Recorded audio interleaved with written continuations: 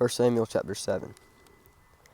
And the men of Kiriath-Jearim came and took the ark of the Lord and brought it to the house of Abinadab on the hill, and they consecrated his son Eleazar to have charge of the ark of the Lord. From the day that the ark was lodged at Kiriath-Jearim, a long time passed, some 20 years, and all the house of Israel lamented after the Lord. And Samuel said to all the house of Israel, If you are returning to the Lord with all your heart, then put away the foreign gods and the Ashtaroth from among you, and direct your heart to the Lord, and serve him only, and he will deliver you out of the hands of the Philistines. So the people of Israel put away the Baals and the Ashtaroths, and they served the Lord only. Then Samuel said, Gather all Israel at Mizpah, and I will pray to the Lord for you. So they gathered at Mizpah and drew water, and poured it out before the Lord, and fasted on that day, and said, We have sinned against the Lord. And Samuel judged the people of Israel at Mizpah. Now when the Philistines heard that the people of Israel had gathered at Mizpah, the lords of the Philistines went up against Israel. And when the people of Israel heard of it, they were afraid of the Philistines. And the people of Israel said to Samuel, Do not cease to cry out to the Lord our God for us, that he may save us from the hands of the Philistines. So Samuel took a nursing lamb and offered it as a whole burnt offering to the Lord. And Samuel cried out to the Lord for Israel, and the Lord answered him.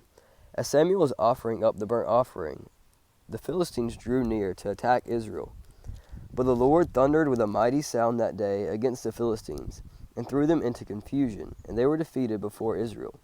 And the men of Israel went out from Mizpah, and pursued the Philistines, and struck them as far as below as Beth-kar.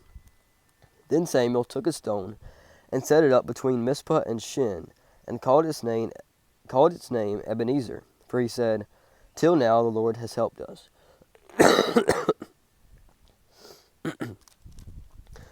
So the Philistines were subdued, and did not enter into the territory of Israel. And the hand of the Lord was against the Philistines all the days of Samuel.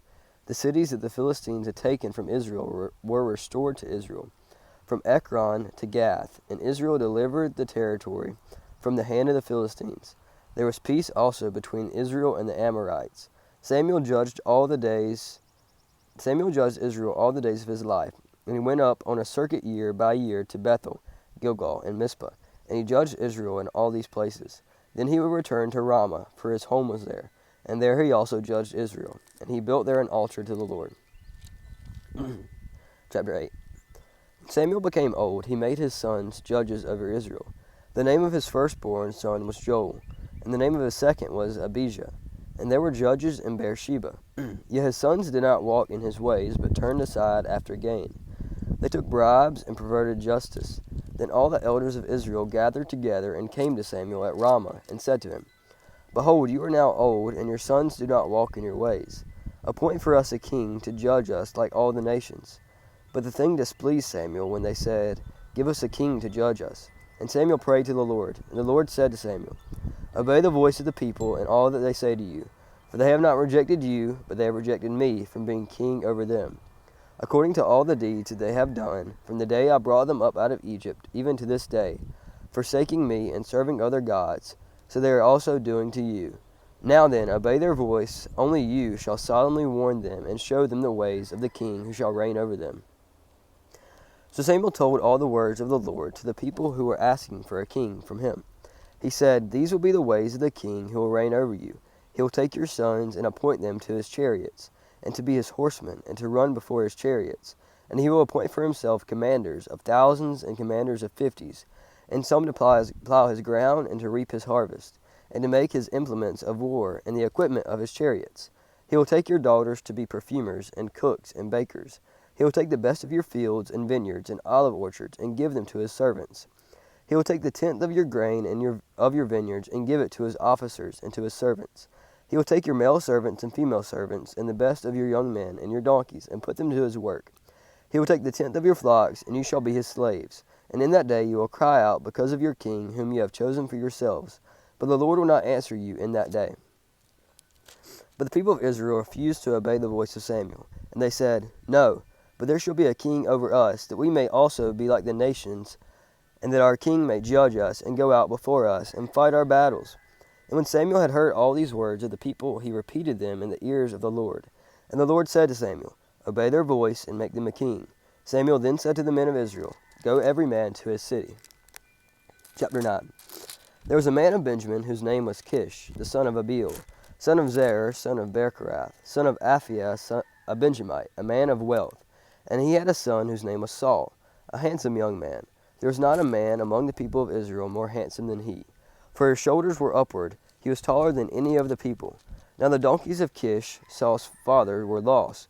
So Kish said to Saul his son, Take one of the young men with you, and arise and go, and look for the donkeys. And he passed through the hill country of Ephraim, and passed through the land of Shashalish. But they did not find them. And they passed through the land of Shalim, but they were not there. Then they passed through the land of Benjamin, but did not find them. When they came to the land of Zuph, Saul said to his servants who was with him, Come, let us go back, lest my father cease to care about the donkeys, and become anxious about us. But he said to him, Behold, there is a man of God in this city, and he is a man who is held in honor. All that he says comes true. So now let us go there. Perhaps he can tell us which way we should go. Then Saul said to his servant, But if we go, what can we bring this man? For the bread in our sacks is gone, and there is no present to bring the man of God. What do we have? The servant answered Saul again, Here I have with me 1/4 of a shekel of silver, and I will give it to Israel when a man went to inquire of God. I will give it to the man of God to tell us our way. Formerly in Israel, when a man went to inquire of God, he said, Come, let us go to the seer, for today's prophet was formerly called a seer. And Saul said to his servant, Well said, come, let us go. So they went to the city where the man of God was. As they went up to the hill of the city, they met a young woman who was coming out to draw water, and said to them, Is the seer here? They answered, He is. Behold, he is just ahead of you. Hurry, he has just come now to the city, because the people have a sacrifice today on the high place. As soon as you enter the city, you will find him, before he goes up to the high place to eat. For the people will not eat until he comes, since he must bless the sacrifice. Afterward, those who are all invited will eat. Now go up, for you will meet this man immediately. So they went up to the city. As they were entering the city, they saw Samuel coming out toward him on his way up to the high place.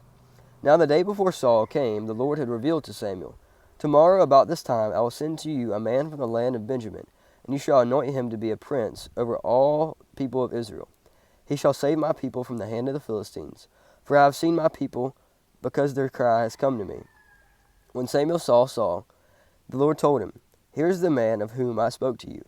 He it is who you shall restrain my people. Then Saul approached Samuel in the gate and said, Tell me, where is the house of the seer? Samuel answered Saul, I am the seer. Go up before me to the high place, for today you shall eat with me, and in the morning I will let you go, and will tell you all that is on your mind. As for your donkeys, they were lost 3 days ago. Do not set your mind on them, for they have been found, and for whom is all that the land is desirable in Israel?